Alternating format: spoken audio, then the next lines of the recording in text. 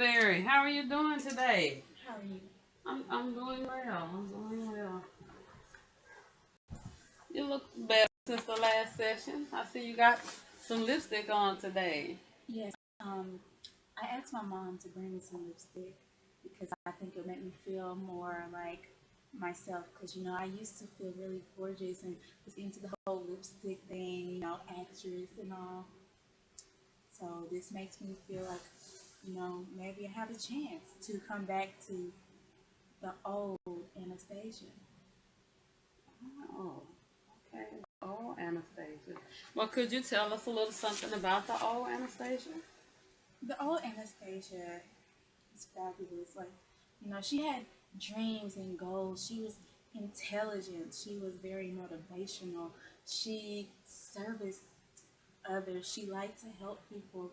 And, she always had these acting dreams and became an actress, starred in several sitcoms. Did you see the episode of The Cosby Show where Lisa Bonet's daughter, wife, her daughter's real mother came? I was she, and just things like that, it made me feel very special. And I don't know where it just all crumbled apart. I was a very successful woman. I had a loving husband who's a professional basketball player for the Los Angeles Lakers, and I have a beautiful daughter who sadly we're not as close as we used to be because of my current situation. And I would just really like to get back to the old because I miss her. That sounds really good. And yes, I saw that episode. That was a very good episode. Yes, you did a very good job. Miss Anastasia, could you tell me something about your background? Like your mother, your father. Well, my mother, she's a very successful high-powered attorney, and my dad is a very successful plastic surgeon. I know you've seen Kim Kardashian Booty. Yes, yes, yes, yes.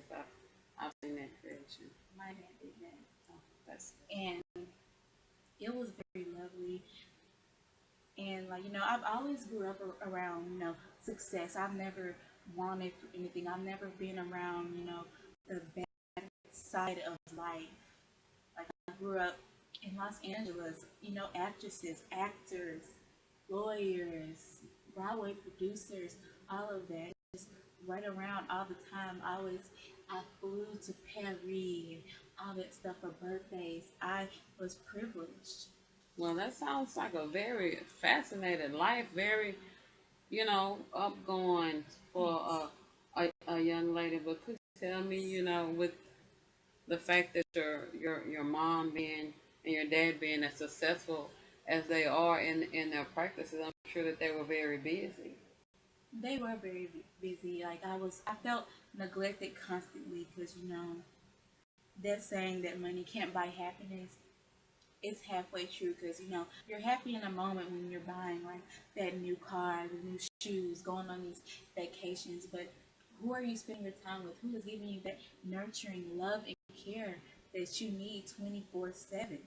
You So know, you had maids and butlers and things, and yes, you and your sister. they are my parents. What is your relationship with you and your sister? We we talk, like we're not very social with each other. Like we lived in the same household, but we're very different. She's more, I guess, the chosen one, I guess you would say. Well, I see that even with the neglect that you still had a will to succeed, a will to thrive, seeing that you went as far as you did in your Yes, career. yes. So, what was the breaking point for Anastasia Berry? What was the breaking? The breaking point was my divorce. You know, when my career was established and I was happily married and I had the fabulous ring. And then, I got my money started to go down. Like I made horrible decisions concerning my money because I told you I grew up around money, so I just felt like money just blow it, and very bad decisions with money, and they caused problems in my marriage, and then my marriage fell under, and then when my marriage fell under, then I moved out. I had nothing. I had no one. I was just down, and I didn't want to go to my parents because my parents they nurtured me in the money way when I was with them, but now they expected me to just hold my own down. Like, how do I go to them after all this? So we never had this type of relationship and just be like, I need money. My pride wouldn't allow me to stoop to that level. I see that you mentioned the word pride. That's a very powerful word. Did you feel that even as your lowest that your pride still will not let you contact your parents? Do you feel that if it wasn't for the fact that your child was involved and that the others put your child with her, would you have contacted your parents? Honestly, no. I don't think I would have contacted them. I would have found, because they say a black woman, she always can find her way. I would have found another way. Like, I would literally have to be close to death to even be like, Mom, Dad, I need you to come and save me. But then you feel that with the heroin and the suicidal thoughts that you were leading in that way. Well, with the heroin, it gives me life. Like, I shoot it up and it's just, it gives me a high. It makes me feel like everything's gonna be okay. When that high is gone, the suicidal thoughts, yeah, I was kind of close to death, but and I guess I could have thought about calling them, but I just didn't want them in my business. And your daughter, I've seen her. She's a very beautiful 9 year old. Thank you. What did you think that maybe the heroin or the suicidal thoughts would have? How would that have affected her if you were able to go all the way through with it and she was there with you?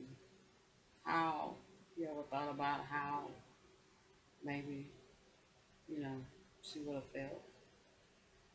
She'd have seen. I honestly, that's why I'm coming to you for help because number one, mostly for my daughter, is because if if it would have went through to her, that could have been like, wow, my mom was so selfish that she couldn't handle the problems in her life, so she chose to kill herself instead of stand up and be a woman and go through it and learn from it. And I could have taught her a lesson maybe that even that to give up easily. And I don't want because my daughter is very intelligent. Like I see a lot of the good Anastasia in her, and I don't want to corrupt her. So yeah, I definitely think that it would bring a bad message forward if I would have went through with the suicide attempts. Well, Miss Berry, I can honestly say that in these 30 days that you have been here at this rehab, that I see progress in you in your attitude and your talking. You're no longer with your head down. You're now making eye contact and I see the positive in you and I see that you're really reaching. You're really striving. That's I am reaching because it's hard because there's still those times where you know you just think like I'm in this place confined. Nobody's here. Like my mom and dad may come and it's just to let me see my daughter for a few moments and all of that. Like I'm never just, with anybody who really just cares. Like, you are the only person that really listens to me, and that it's giving me an opportunity to get my thoughts and my feelings and emotions out there. And I feel like I have a lot further to go, but I feel better than I did. Well, Miss Bear, this is the end of our session for today, and I will be back in a couple of days to come and check up on you again, so we can have another talk. I'm really impressed with your progress and expecting some greater things. This is Dr. Banks, and this is Miss Berry.